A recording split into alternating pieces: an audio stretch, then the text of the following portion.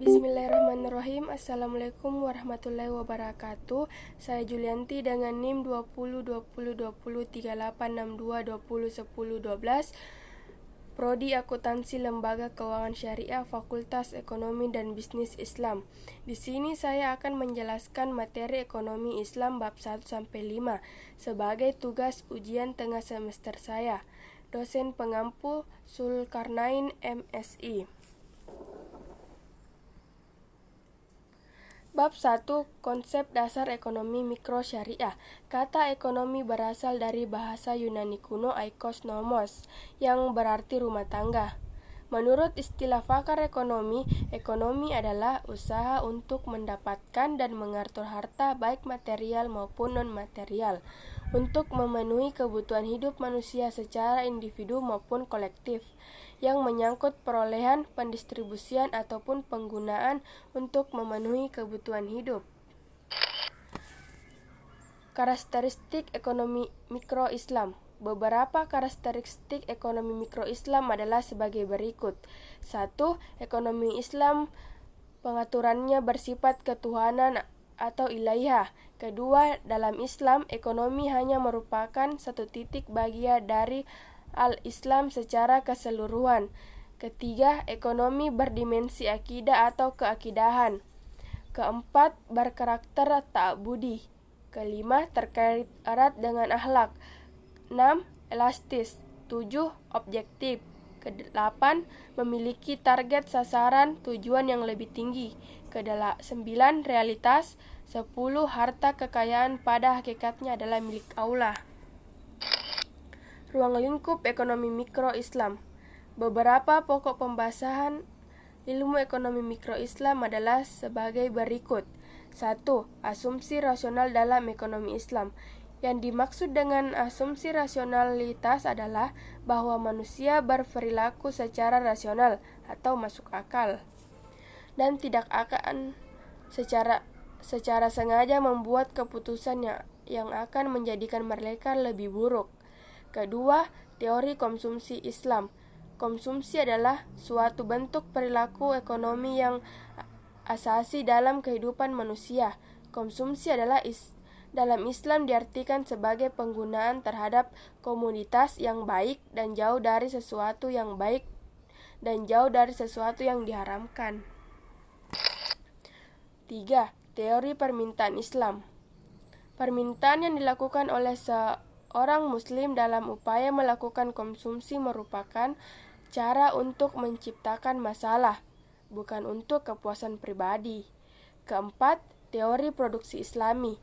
Dalam ekonomi Islam, tentang produksi adalah adanya perintah untuk mencari sumber-sumber yang halal dan baik bagi produksi, dan memproduksi dan memanfaatkan output produksi pada jalan kebaikan dan tidak mensalimi pihak lain. 5. Teori penawaran Islam. Dalam ekonomi Islam, pengaruh zakat terhadap penawaran adalah memilih pengaruh kewajiban membayar zakat terhadap perilaku penawaran, objek zakat, perniagaan, dan barang yang diperjualbelikan. Keenam, mekanisme pasar Islami.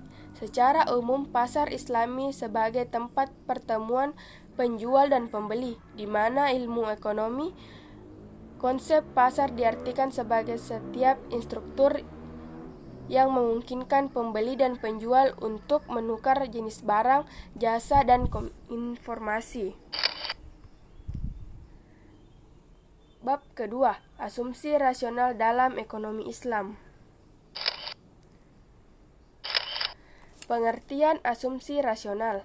Pengertian di dalam buku ekonomi Islam yang dimaksud dengan asumsi rasional adalah anggapan bahwa manusia berperilaku secara rasional atau masuk akal, dan tidak akan secara sengaja membuat keputusan yang akan menjadikan mereka lebih buruk.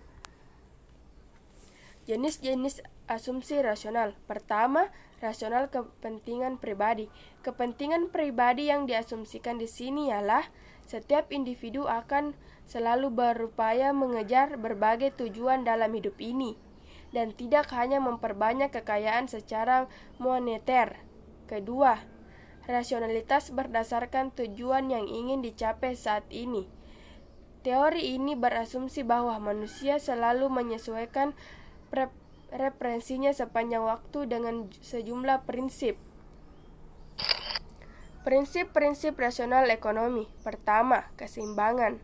Prinsip ini mengatakan bahwa setiap individu selalu dapat menentukan keadaan yang mana yang lebih disukainya. Kedua, transitivasi. Prinsip ini menerangkan mengenai konsistensi seseorang dalam menentukan dan memutuskan pilihannya bila diharapkan oleh beberapa alternatif pilihan produk. Ketiga, kesinambungan. Prinsip ini menjelaskan bahwa jika seseorang individu mengatakan produk A lebih disukai daripada produk B, maka setiap keadaan yang mendekati produk A pasti juga akan lebih disukai dari produk B. Keempat, lebih banyak selalu lebih baik. Prinsip ini menjelaskan bahwa jumlah kepuasan akan meningkat jika individu mengonsumsi lebih banyak. Bab 3. Konsep kebutuhan ekonomi mikro Islam. Konsep kebutuhan. Kebutuhan merupakan cerminan perasaan atau persepsi rasa tidak puas atau rasa kekurangan yang ada dalam diri manusia yang ingin dipenuhi agar meraih kepuasan. Faktor-faktor kebutuhan manusia. 1. Kodrat manusia. Manusia mempunyai sifat yang selalu merasa kekurangan saja dan semakin meningkatkan sarana yang dimiliki. Semakin banyak kebutuhan, pula kebutuhan dirasakan dalam terpenuhi. Faktor alam dan lingkungan. Faktor yang mendorong manusia untuk bertindak atau berbuat menyesuaikan diri dengan alam lingkungannya. Misalnya, orang yang tinggal di lingkungan pedesaan tentu berbeda gaya hidup dengan kebutuhan dengan orang yang tinggal di perkotaan. Faktor perdagangan internasional. Faktor perdagangan internasional akibat dari pesatnya perdagangan luar negeri atau internasional. Maka semakin banyak barang-barang luar negeri yang masuk ke negeri kita sendiri yang menyebabkan kebutuhan dalam negeri, baik kebutuhan negara maupun kebutuhan masyarakat meningkat dengan pesat.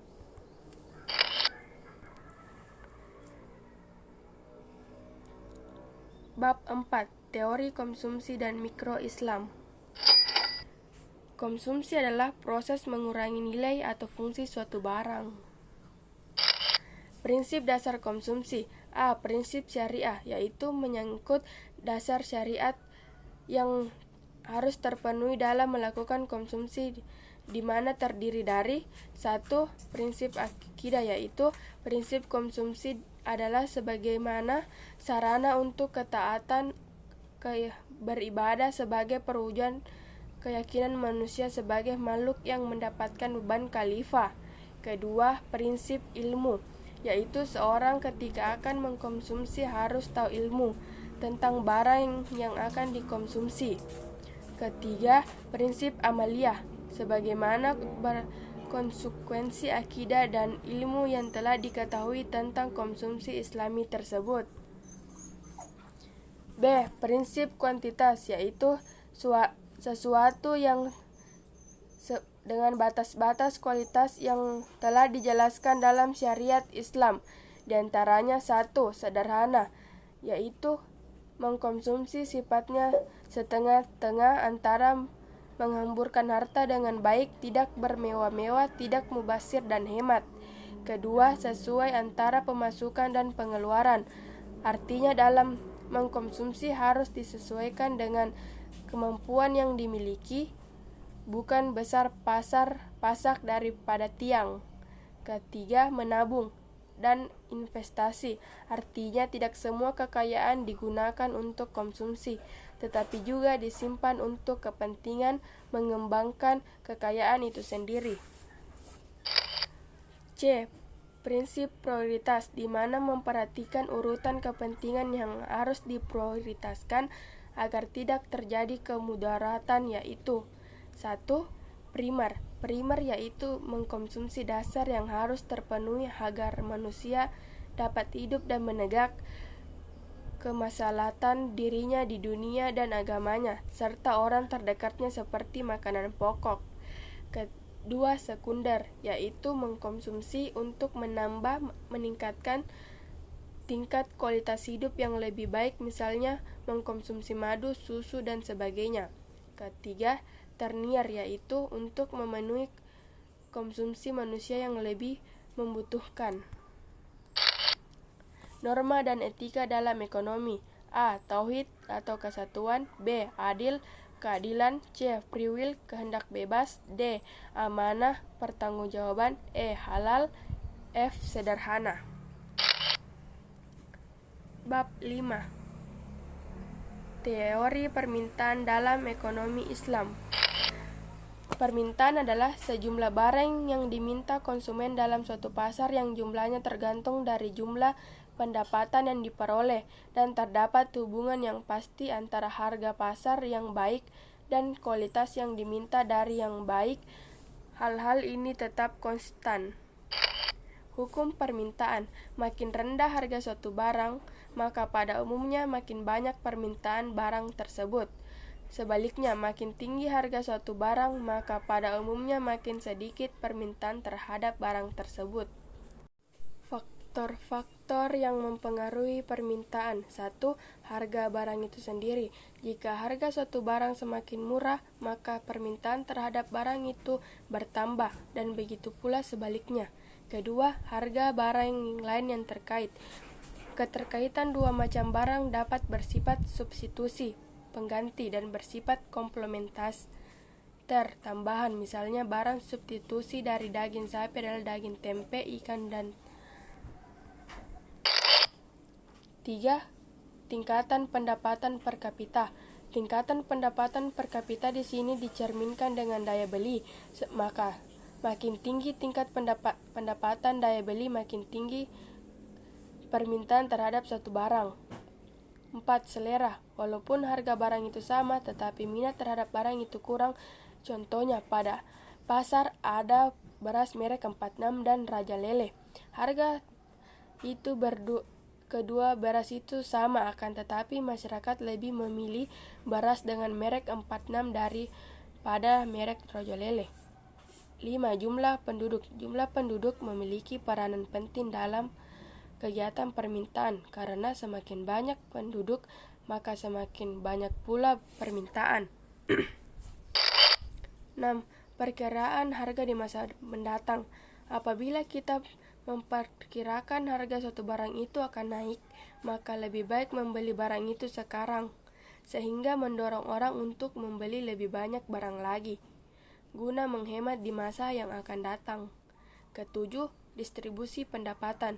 Jika distribusi pendapatan buruk, berarti daya beli akan melemah, sehingga permintaan terhadap barang itu juga menurun. 8. Usaha-usaha produsen meningkat penjualan.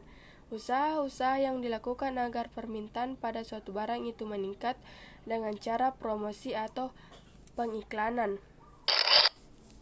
Konsep permintaan dalam perspektif ekonomi Islam. Konsep permintaan dalam Islam menilai suatu komoditi, barang atau jasa. Tidak semuanya bisa dikonsumsi maupun digunakan. Dibedakan antara yang halal dengan yang haram. Karena itu, dalam teori permintaan Islam membahas permintaan barang halal.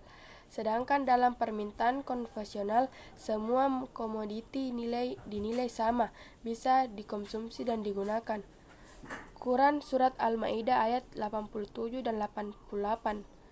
Wahai orang-orang yang beriman, janganlah kamu mengharamkan apa yang baik dan telah dihalalkan Allah kepadamu, dan janganlah kamu melampaui batas. Sesungguhnya Allah tidak menyukai orang yang melampaui batas.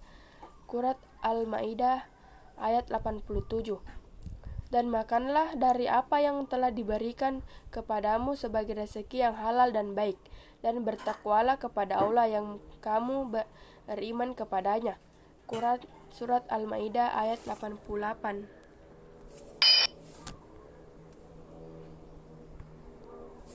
Itulah tadi yang sempat saya sampaikan. Wassalamualaikum warahmatullahi wabarakatuh.